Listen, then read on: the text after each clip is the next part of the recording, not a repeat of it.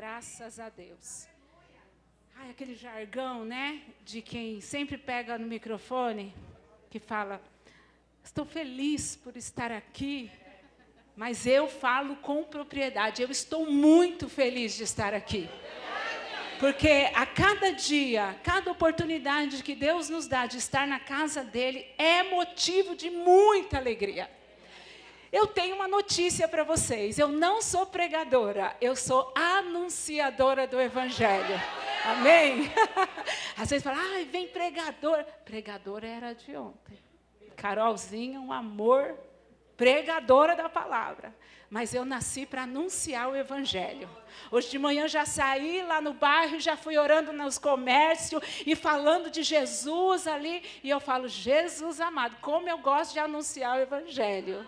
Graças a Deus. Estou muito feliz porque também sou andreense dessa cidade. Amo Santo André, amo o povo de Santo André, graças a Deus. Eu fui criada um tempo aqui, depois Deus nos mandou para outro lugar, depois me mandou para o Japão. Aí eu fiquei 14 anos trabalhando para Jesus no Japão, depois Deus mandou de volta para cá e nós continuamos anunciando o Evangelho. Amém? Sente-se para você não se cansar. Quem aqui já me conhece? Ô, glória! Só você. Ah, não acredito. Ah, você também. Ai, glória a Jesus. Aleluia. Eu sou a irmã Miriam, casada com o irmão Ricardo. Tenho 3 filhas, uma de 26, uma de 24 e uma de 12. Kaori, a mais velha, que fazem 14 anos que eu não a vejo, porque faz missões lá no Japão também, está ali trabalhando para o Senhor. Aí eu tenho a Radassa, de 24 anos, e eu tenho a Giovana, de 12, que veio dentro do espectro autista para me ensinar a ser mãe. Deu um escândalo para não entrar e meu esposo voltou com ela. Mas são bênçãos do Senhor na minha vida. Sou irmã do Andrezinho do Viva. Quem conhece o Andrezinho do Viva? Ah, que bonito! Por misericórdia, né? Deus escolheu essa família para anunciar o Evangelho. Meu irmão mais velho, Adriano, pastor na Praia Grande. Eu, por misericórdia, missionária. O André, um excelente pregador, mas que trabalha demais, né? Vocês já sabem. E a minha irmã mais nova, Aline, que é a dentista, também missionária para a glória de Deus. E nós estamos trabalhando para o reino desde muito pequena, porque assim aprove o Senhor. Quando a pastora me chamou e me deu o tema, eu falei, meu Deus, eu amo Jeremias, porque Deus sempre falou comigo nas cartas, né, na carta de Jeremias, sempre falou comigo nesse contexto.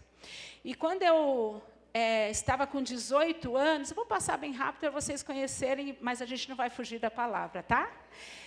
Quando eu estava com 18 anos, eu comecei com 11 anos a fazer missões, né? Meu pai dirigiu uma obra lá em Ribeirão Pires. Nós sempre fomos do pastor Antônio Campassi. Hoje já não estamos mais com ele porque trabalhamos em outro setor, mas sempre com o pastor Campassi. Meu pai dirigiu uma obra lá em Ribeirão. E com 11 anos eu comecei a fazer missões. Nossa, missionária, como que faz missões com 11 anos? Eu vou te contar. Tinha uma casa de recuperação de jovens, né, que tinham problemas com vícios em drogas, e o pastor falava assim, ó, já que você gosta de falar, você vai levar a mensagem lá. E aí eu falava assim, mas eles não vão querer ouvir.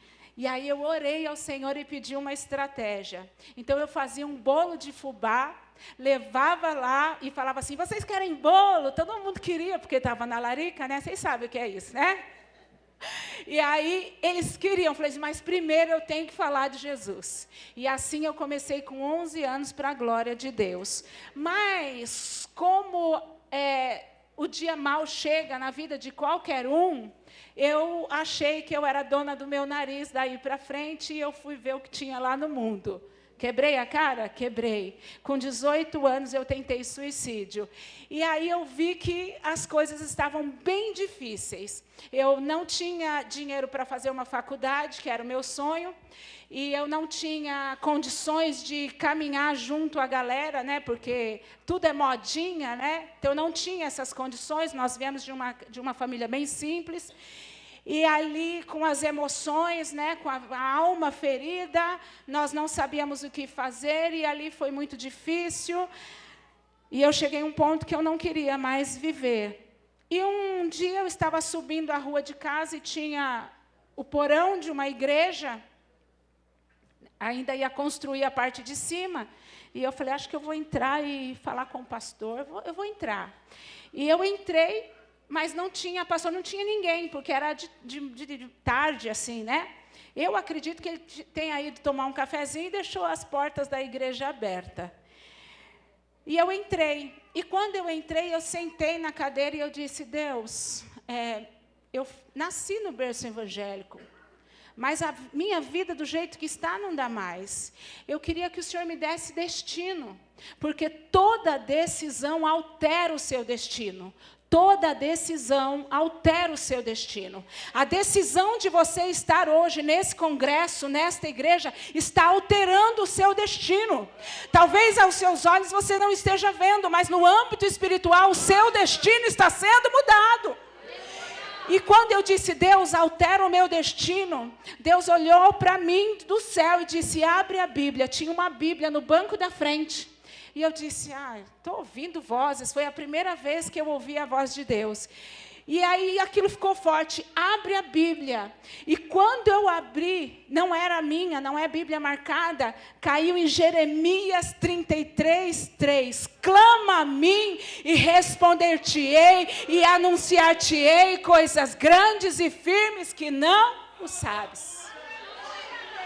Eu saí dali tão diferente, não tinha pastor, não tinha gente, não tinha ninguém. Tinha eu, os meus problemas e Deus, e uma decisão que foi minha, que alterou o meu destino.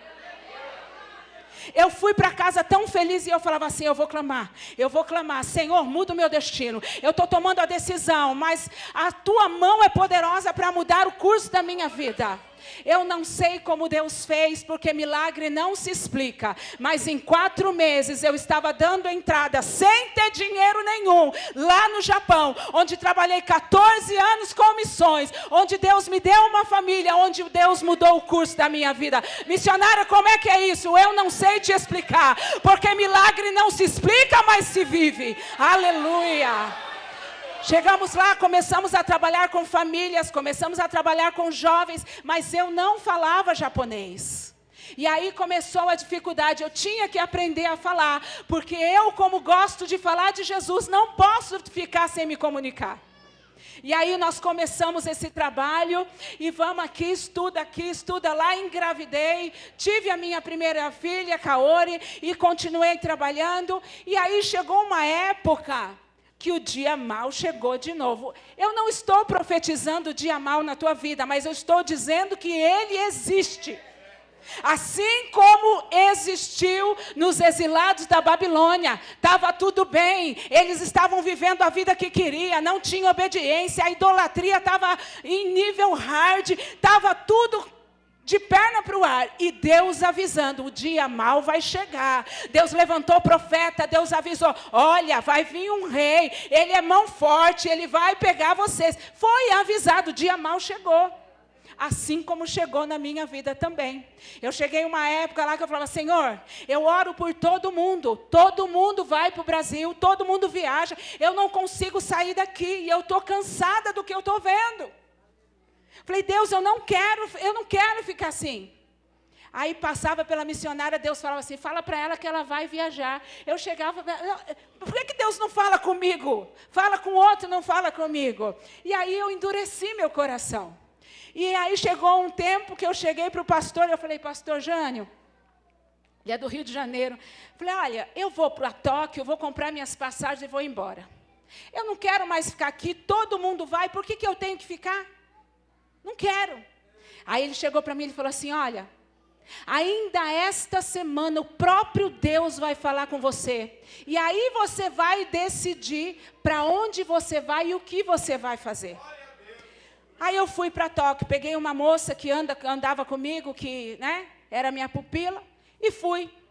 E aí quando eu cheguei lá, em Shinjuku, que é o centro comercial do Japão, foi o pior dia da minha vida, porque hoje eu sou uma sobrevivente do tsunami que teve em março.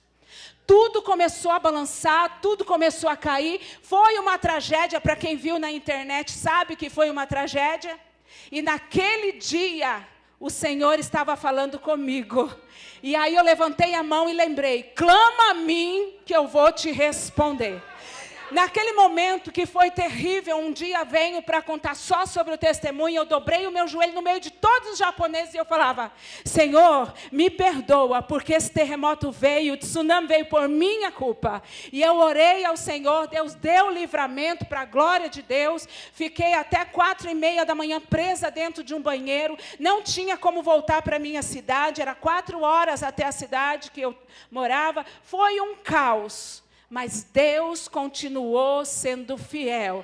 Por isso que eu te digo, toda decisão vai alterar o seu destino. Se você decide fazer algo bom, glória a Deus por isso.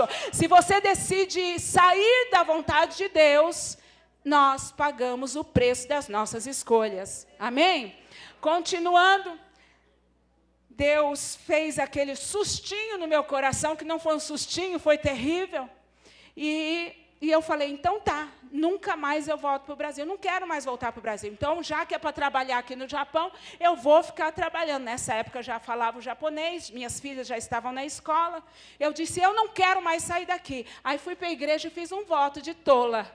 Aí eu falei, Deus, eu não saio mais daqui, nem que aconteça o que acontecer com meus pais, meus irmãos, que faziam anos já que eu não os via.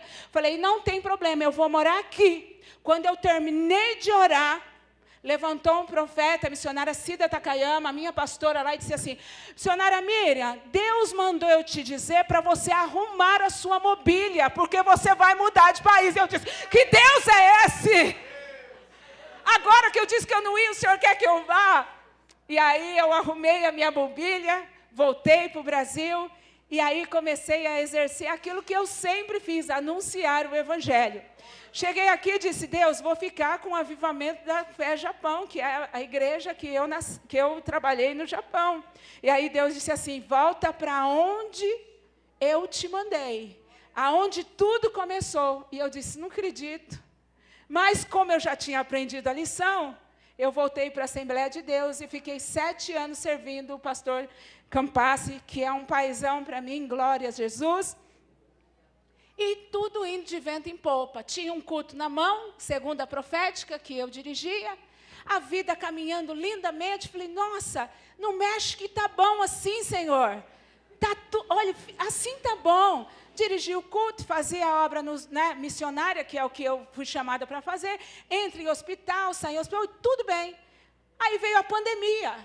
A irmã liga, olha, meu marido morreu, vai reconhecer o corpo. Eu entrava e saía, não peguei Covid, foi uma bênção, estava uma bênção. Aí fui para São Carlos pregar, quando chego em São Carlos, começo a sentir uma dor no olho. Falei, meu Deus, que dor no olho, que dor no olho, que dor na cabeça, que dor na perna. Eu nunca tive dor, nunca tive dor. E aí começou uma dor, volta para São Paulo. Vai para o oftalmo, nada. Vai para o clínico, nada. E vai para não sei aonde, e nada. E a dor aumentando de chorar. E eu chorava. E eu não tomava medicação, eu não tomo medicação nenhuma. Falei, meu Deus, o que está acontecendo? 2022. Aí o meu marido falou, vai para o neuro. Está doendo tudo. Você está arrastando uma perna? O que é isso? Falei, eu vou para o neuro. Cheguei no neuro, dia 16 de abril de 2022.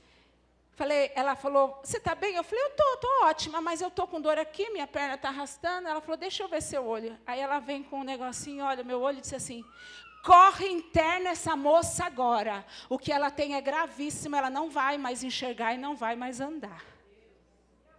Falei, não, a senhora não vai me internar? Eu tenho uma filha autista para buscar na escola, meu marido é eu que busco e a outra da faculdade sou eu. Não vou internar. Ela falou, então você vai assinar um termo de responsabilidade.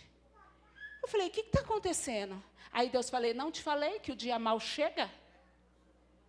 Falei, Jesus amado, saí de lá sem enxergar, arrombando uma perna, corro, pego meu marido, pego a minha filha, pego a outra filha, volto para casa.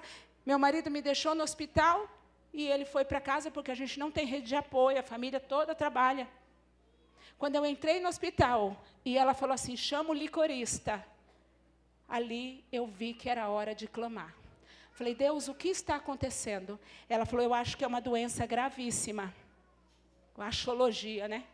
Aí veio o licorista e tirou o líquor.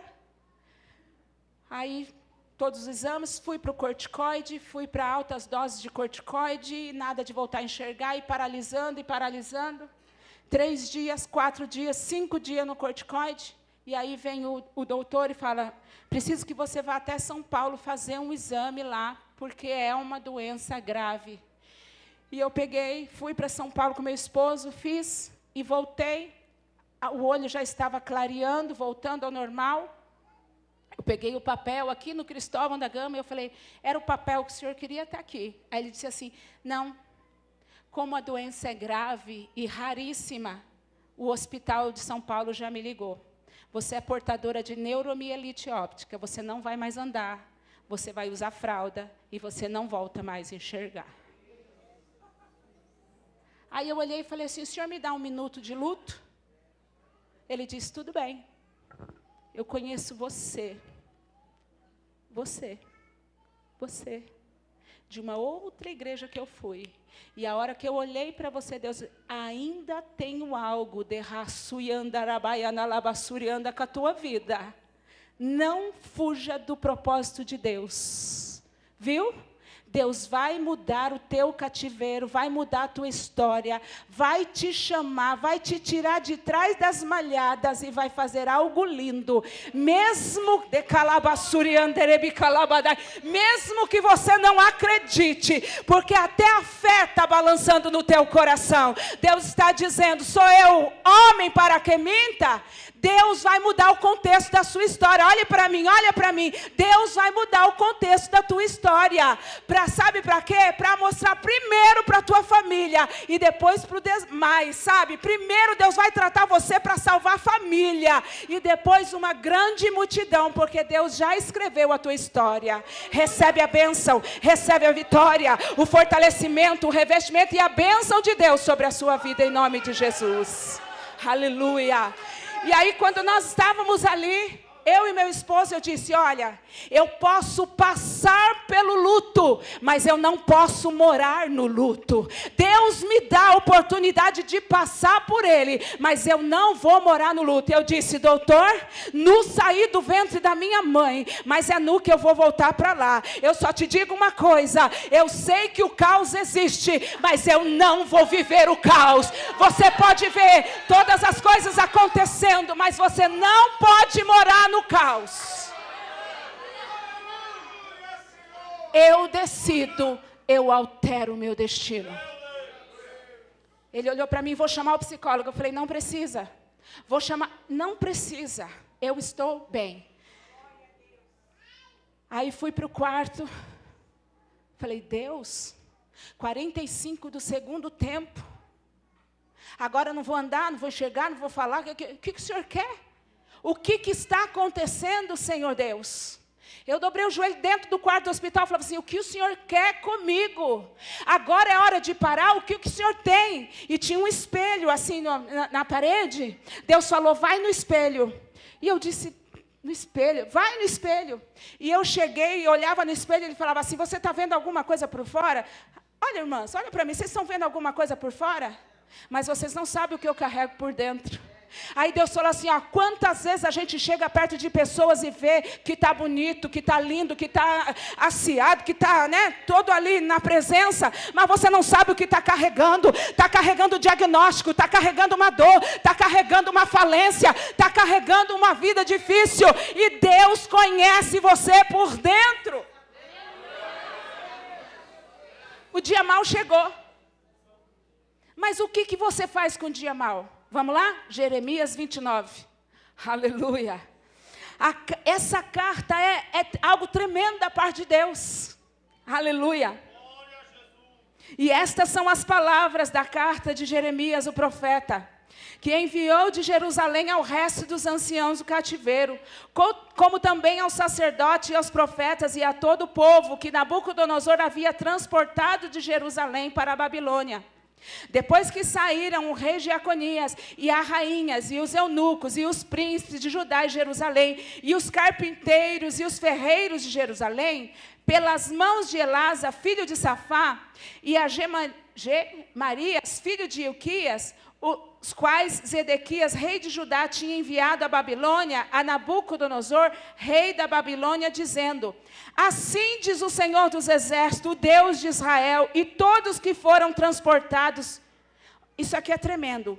Olha aqui, ó. Que eu fiz transportar de Jerusalém para a Babilônia. Deus os fez transportar. Deus não perdeu o controle de nada. Deus é o que coloca, é o que tira, é o que abre, é o que fecha, é o que livra, é o que dá vida, é o que põe na cova, é o que tira da cova. Ele não perdeu o controle. Ah, mas o diagnóstico veio, mas ele não perdeu o controle. Aleluia.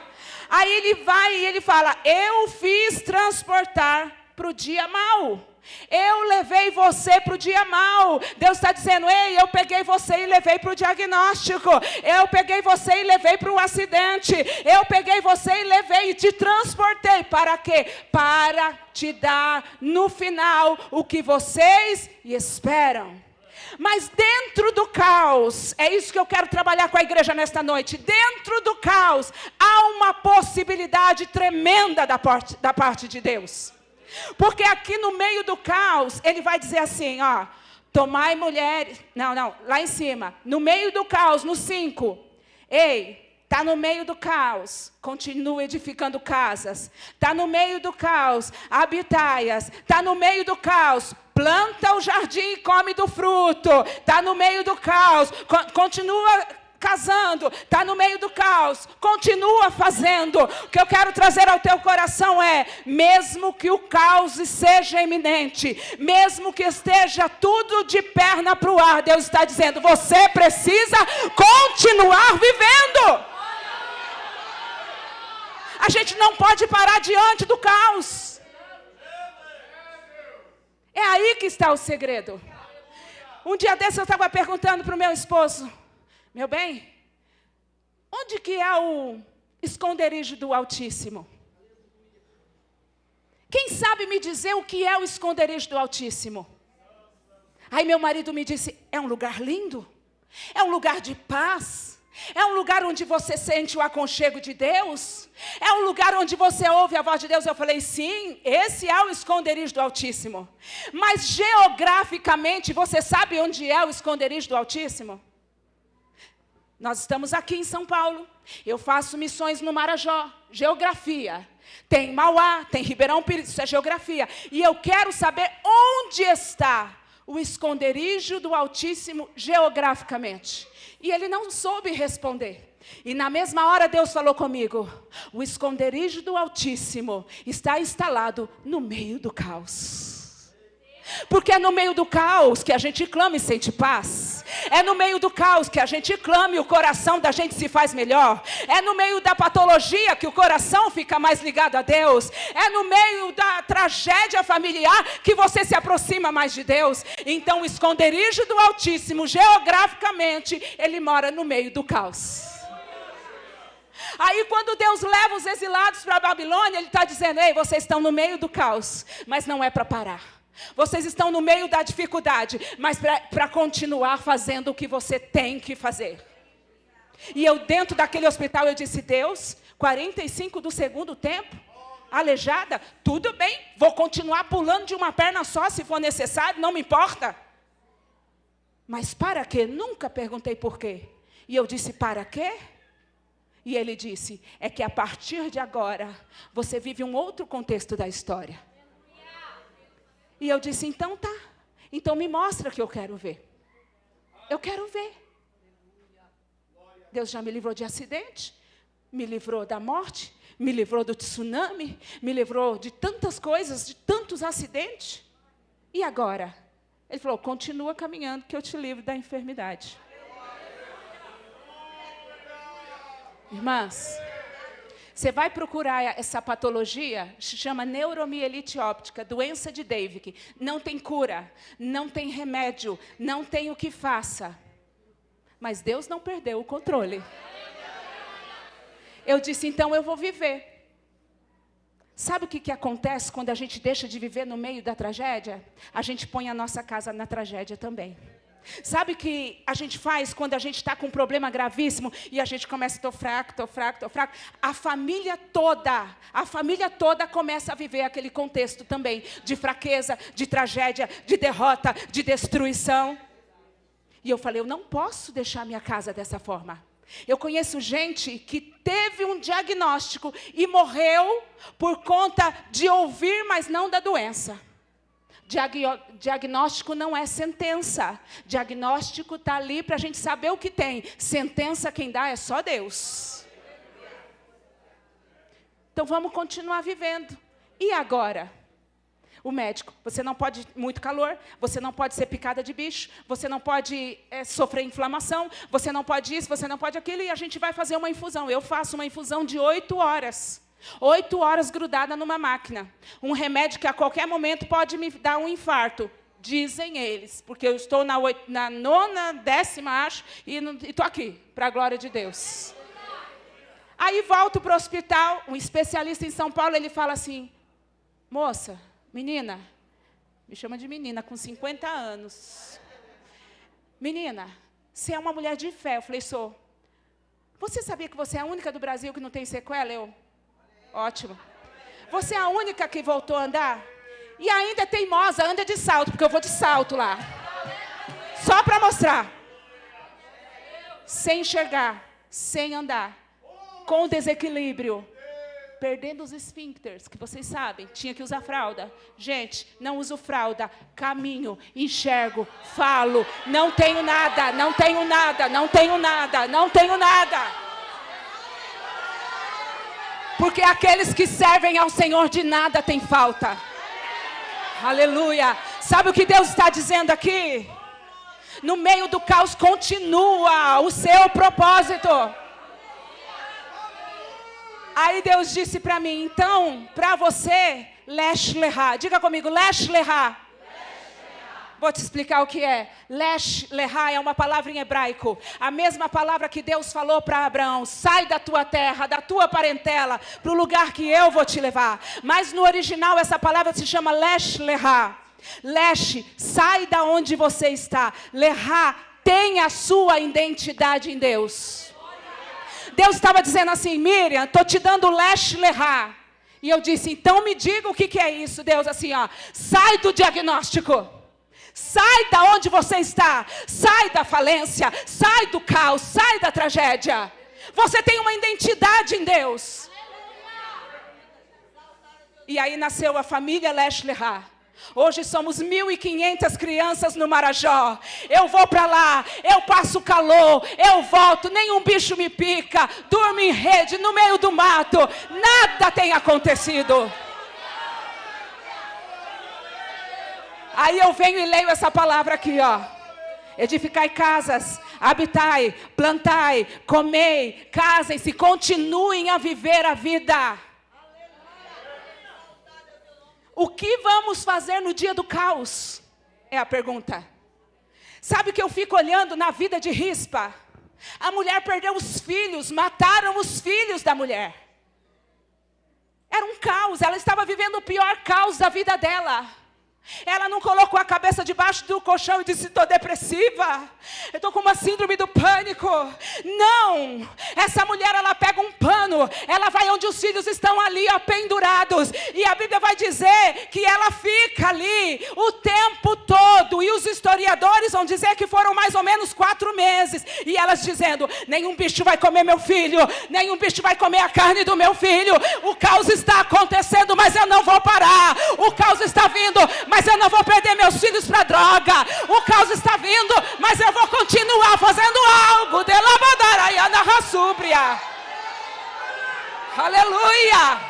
O que você vai fazer com o dia mau vai definir a tua vida. É o posicionamento que você toma que vai decidir a tua vida. Não estou dizendo que é fácil. Não é fácil. Mas toda decisão altera o seu destino. Toda decisão vai alterar o destino. Aí sabe o que eu vejo? Uma mulher clamando, sem saber, clamando. Ai, não deixa comer meus filhos. Ai, não deixa, não deixa. E não foi eterno. Nenhuma doença eterna, nenhum caos vai ser eterno, nenhuma tragédia vai ser eterna. O rei se levantou e disse: ei, dá um sepultamento digno para os filhos dela. Acabou. Toda decisão alterou o destino. Aí sabe o que eu vejo? A mulher desesperada vai lá no profeta e fala: meu marido, teu servo, morreu. E agora o credor vai pegar os meus 2 filhos. Sabe o que é isso? É tomar posicionamento. O dia mal chegou na casa dela. Sabe de uma coisa, igreja, que eu amo muito? Romanos 12:2. E não vos conformeis com este, mas transformai-vos pela renovação do vosso entendimento. Para quê? Qual é a boa, perfeita e agradável vontade de Deus. Quando eu leio isso, eu entendo: não vos conformeis. Não vos conformeis com o caos. Não vos conformeis com a dificuldade. Não vos conformeis de não entrar numa faculdade, jovem. Não vos conformeis de não estar nas melhores empresas. Não vos conformeis. Porque quando a gente se conforma com o diagnóstico, quando a gente se conforma com o caos, quando a gente se conforma, a gente deixa de viver. Mas a palavra me diz para mim não me conformar. O apóstolo Paulo chega aos Romanos e fala assim: eu vou escrever uma carta, porque isso foi uma carta também.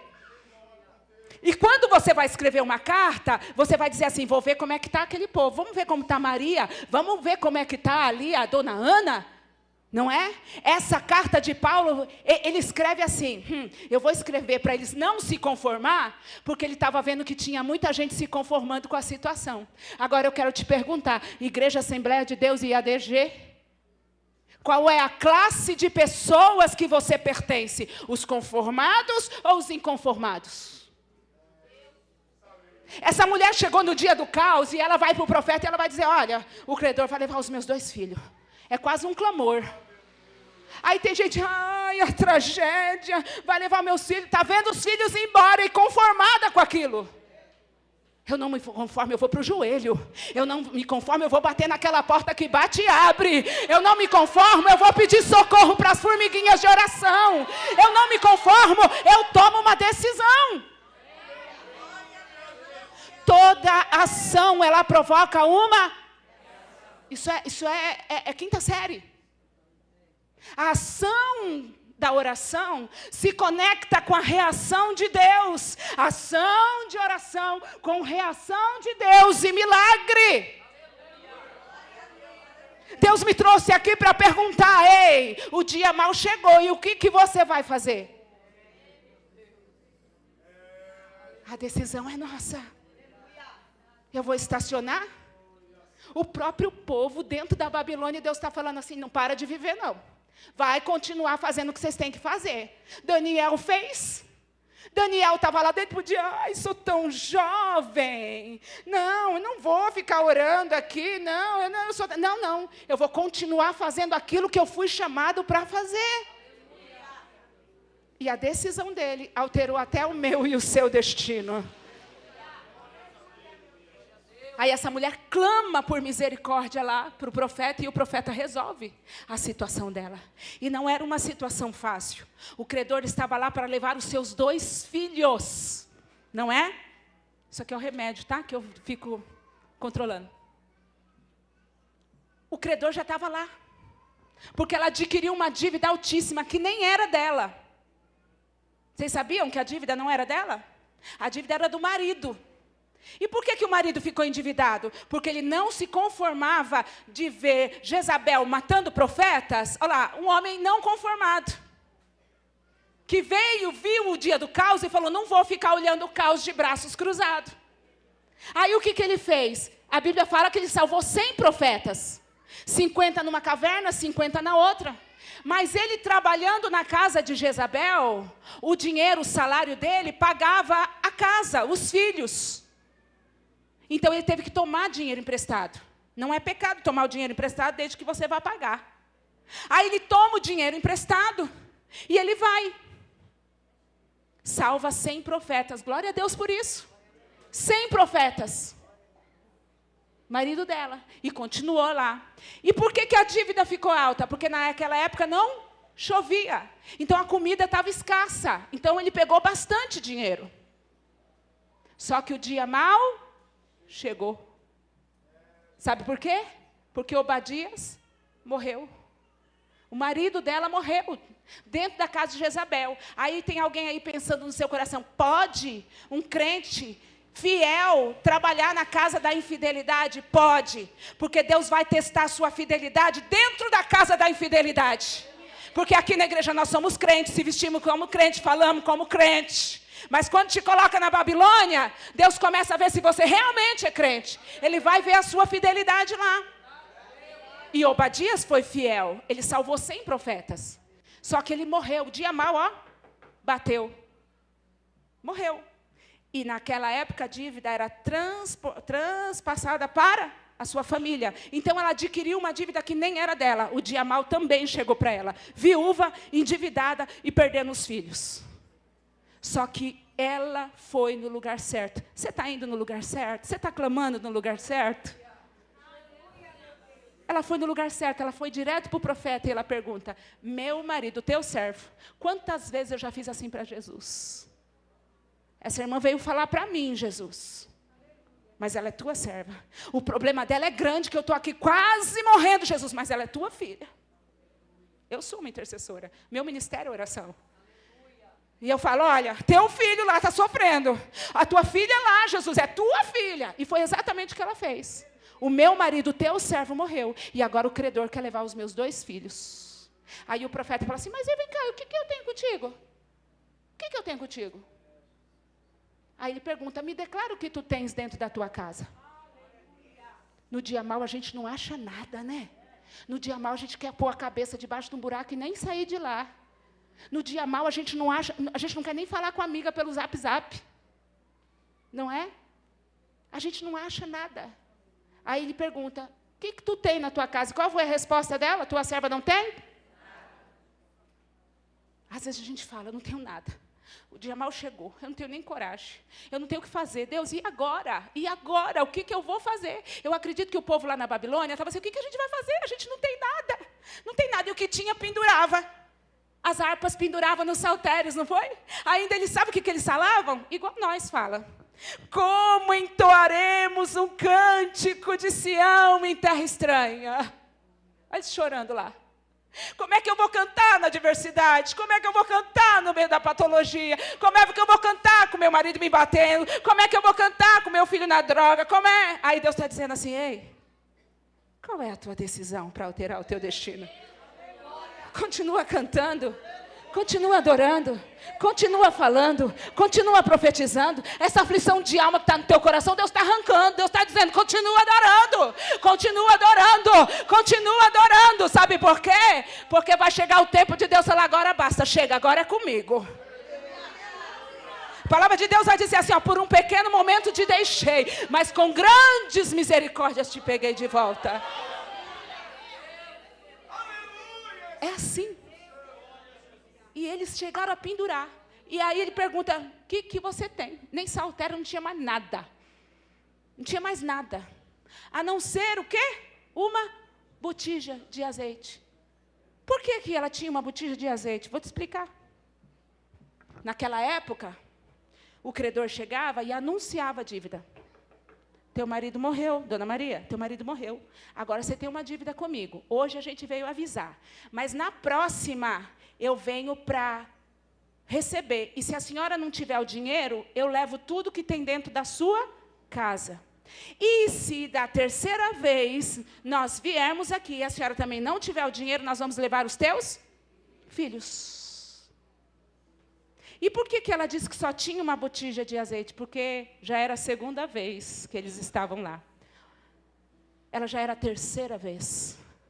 Porque se ela corre para o profeta falar dos filhos, já era a terceira vez que eles estavam lá. Né?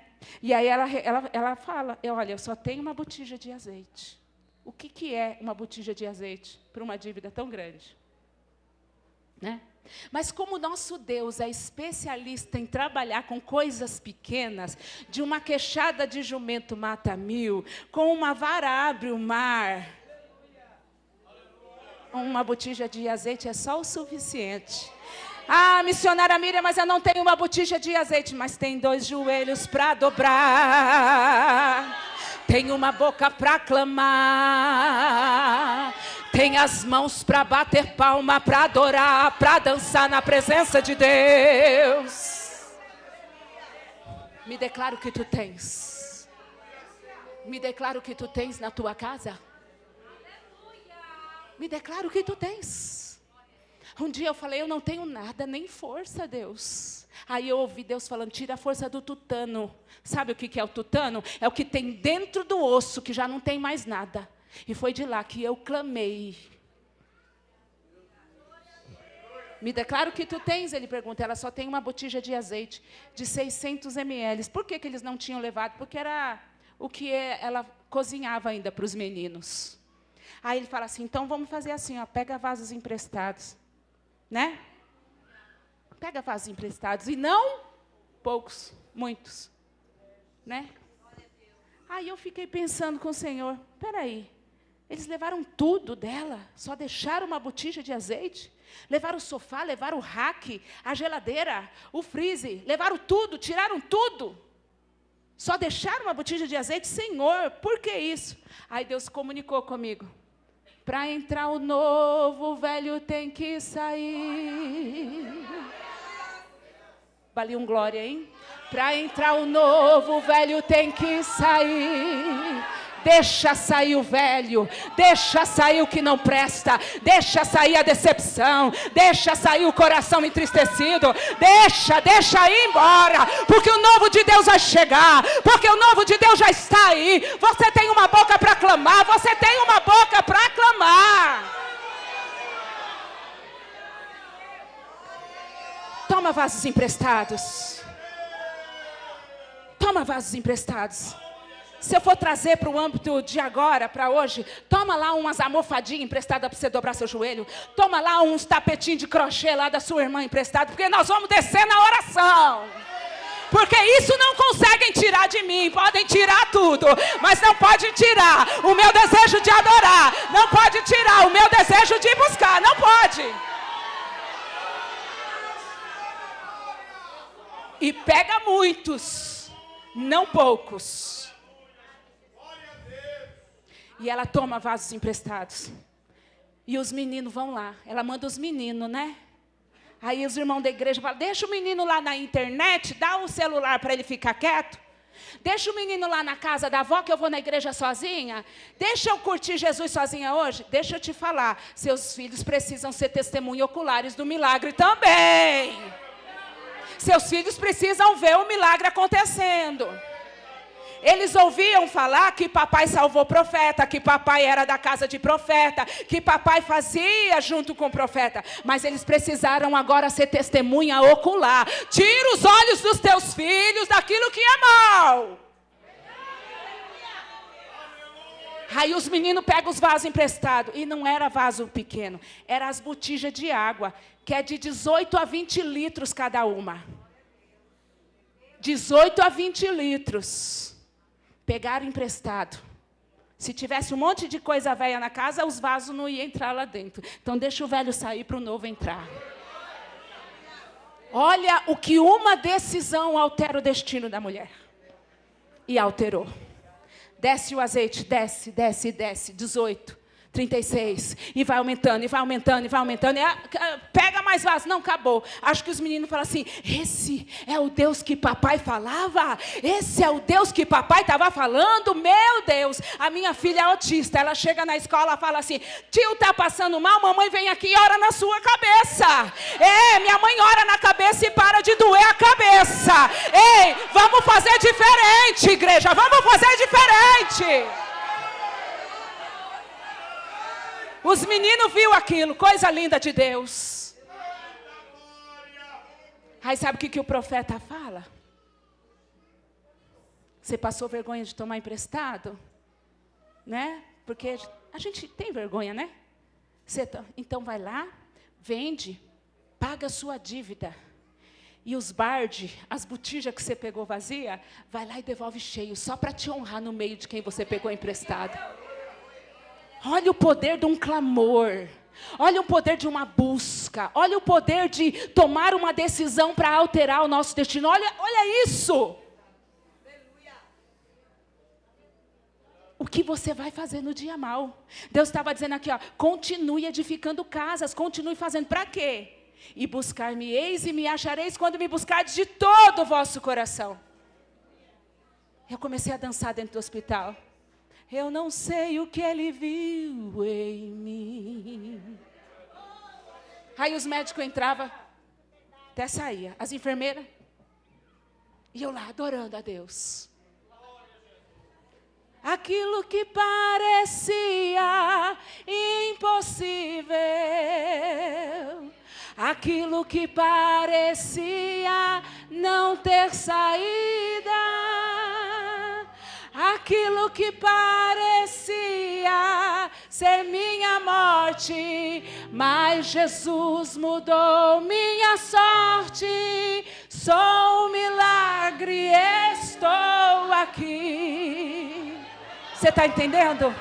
Você está entendendo o que Deus está falando para você? Tome uma decisão que vai alterar o teu destino. Tome uma decisão que vai mudar o dia do caos. Tome uma decisão que a tua vida vai ser diferente de como foi até agora. Sabe por quê? Deus está aqui. Eu estou sentindo Deus.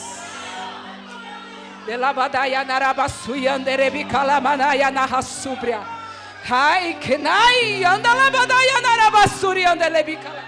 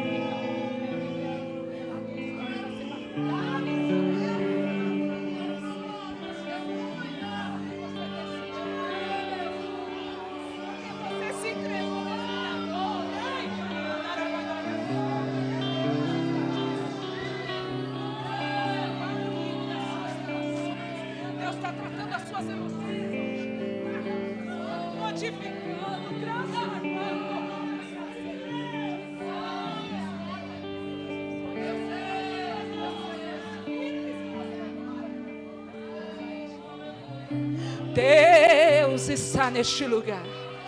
Se coloque de pé, se coloque de pé. Deus está neste lugar. Aleluia, aleluia, aleluia. Eu não sei a sua causa, a sua dificuldade, o seu caos. Deus o sabe. Deus o sabe. Mas o meu Deus, sabedor de todas as coisas, curador, cumpridor de promessas, Ele sabe e Ele está nesse lugar. Aleluia. Deus vai mudar contextos nessa igreja. Deus está marcando história nesta noite na tua vida.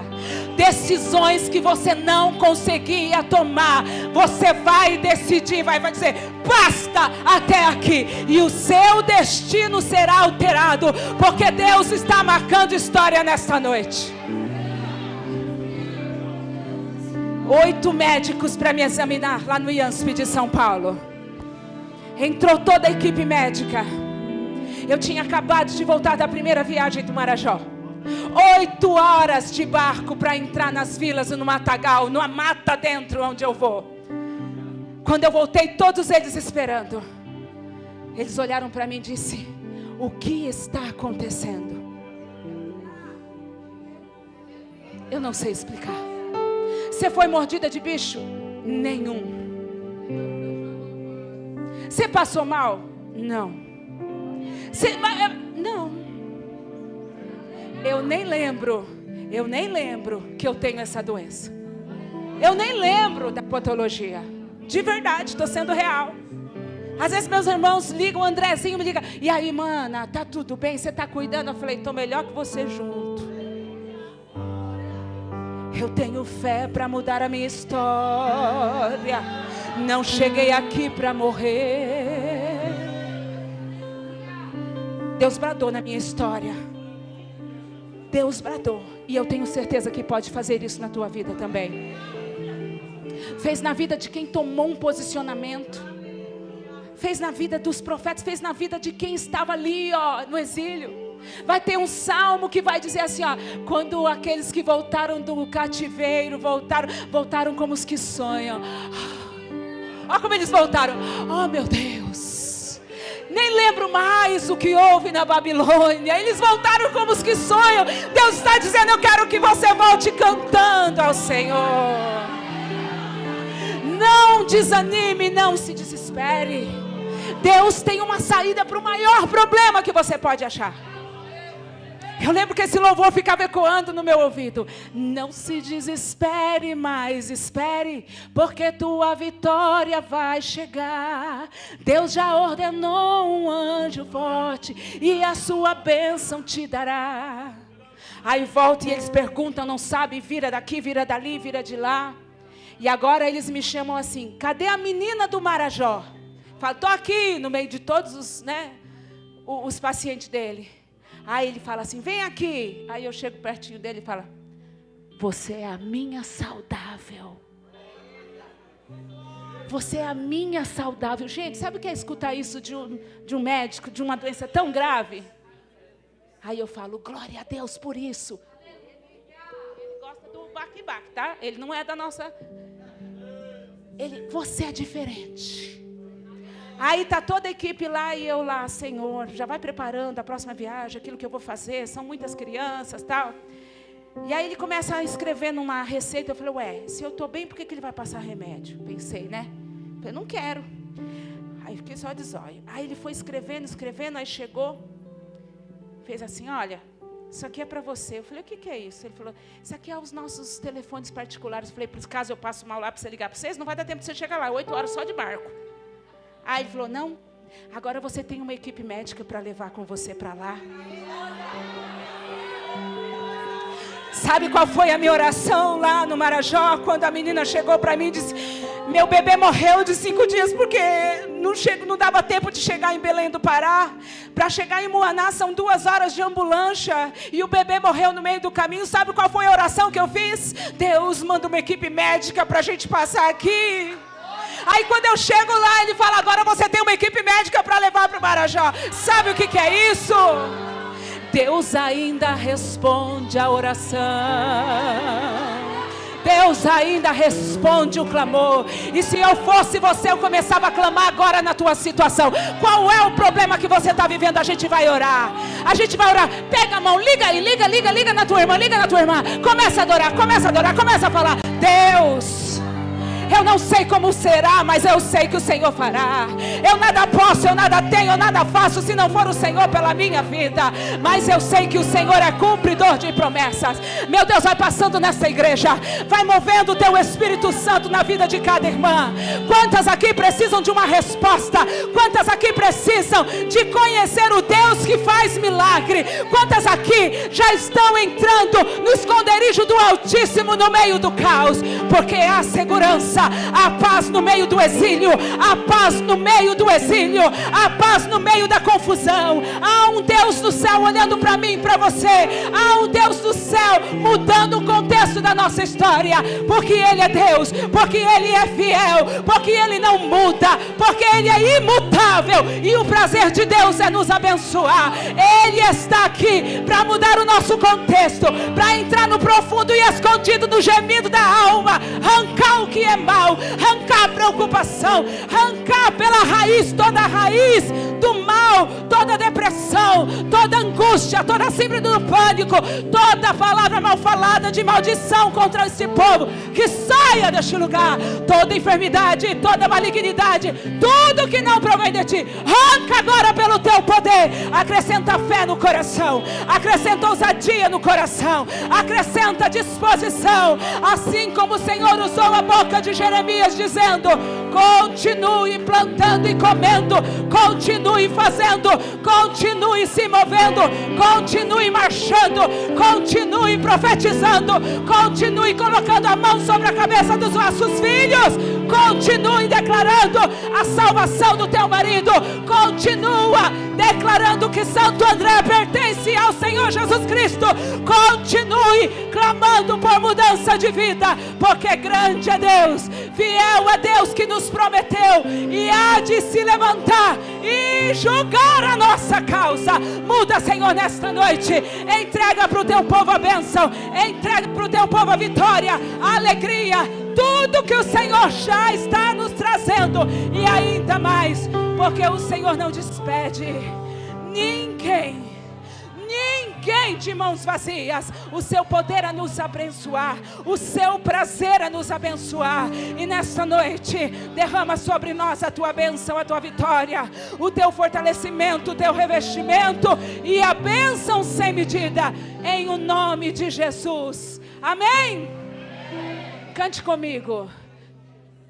Amém. Olha aqui, que incumbência, né? Oh, glória. Vamos lá, a gente vai louvar depois. Primeiro a gente vai fazer algo lindo. Quem é crente em Jesus Cristo, está bem com Jesus, fique em espírito de oração. Quem aqui ainda nunca declarou Jesus na sua vida? Que nunca disse: eu quero Jesus na minha vida? Tem alguém? Levante a sua mão. Todos aqui são crentes salvos em Jesus Cristo? Levante a sua mão se você nunca aceitou Jesus.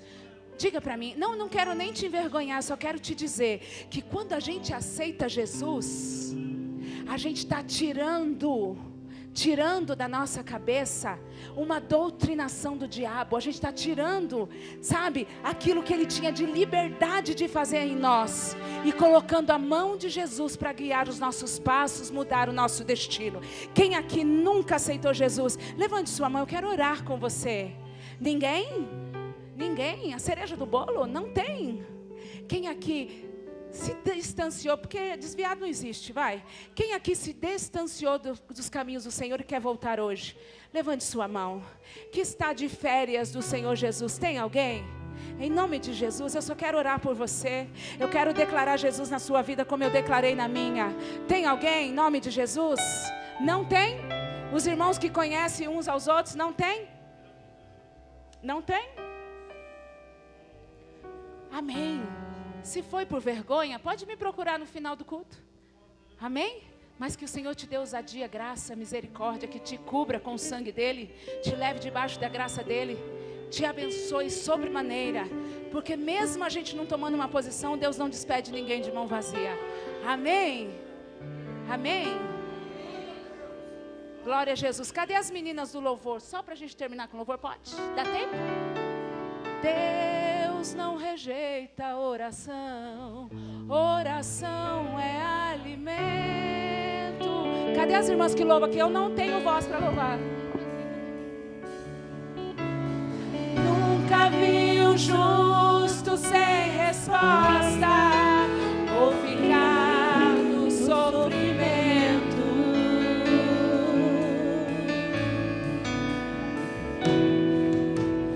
Basta somente esperar o que Deus irá fazer.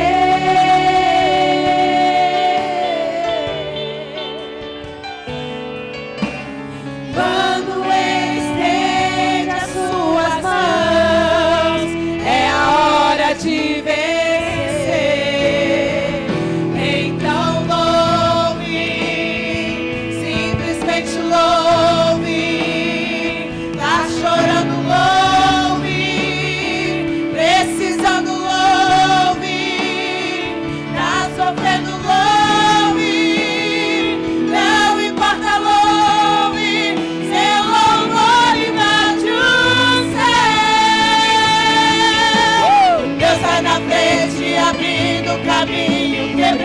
as correntes, tirando os espinhos, ordena os anjos pra contigo lutar. Ele abre as portas pra ninguém mais fechar. Ele trabalha pra quem nele confia, caminha contigo de noite ou de dia. Erga suas mãos, sua bênção chegou. Comece a cantar com muito louvor, com muito louvor, com muito louvor, com muito louvor.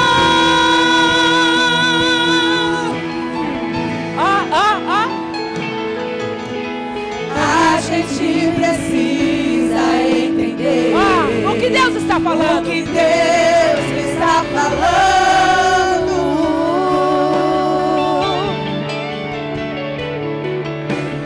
Quando Ele fica em silêncio, é porque está trabalhando.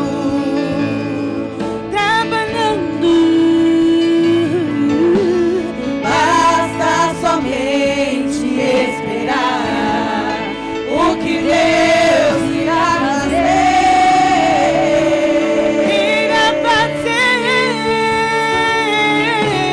Quando Ele estende as suas mãos, é a hora de vencer. Então louve, simplesmente louve.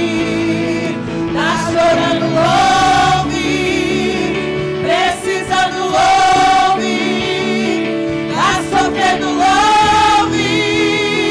Não importa, louve. Seu louvor invade o céu. E Deus vai na frente, abrindo o caminho, quebrando as correntes, tirando os espinhos, ordena os anjos pra contigo lutar. Ele abre as portas pra ninguém mais fechar. Ele trabalha pra quem nele confia, caminha contigo de noite ou de dia. Erga suas mãos, sua bênção chegou. Comece a cantar com muito louvor, com muito louvor, com muito louvor, com muito louvor, com muito louvor, com muito louvor, com muito louvor,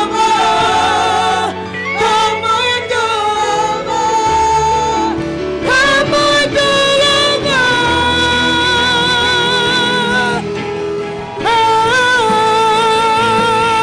adore o Senhor, exalte o Senhor, cante ao Senhor, ao muito louvor.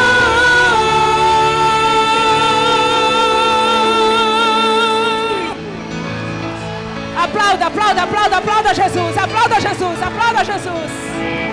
Aleluia, aleluia, glória a Jesus.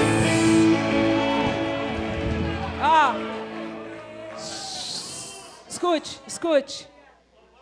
E serei achado de vós, diz o Senhor, e farei voltar os vossos cativos e congregar-vos-ei de todas as nações e de todos os lugares para onde vos lancei, diz o Senhor, e tornarei a trazer ao lugar de onde vos transportei.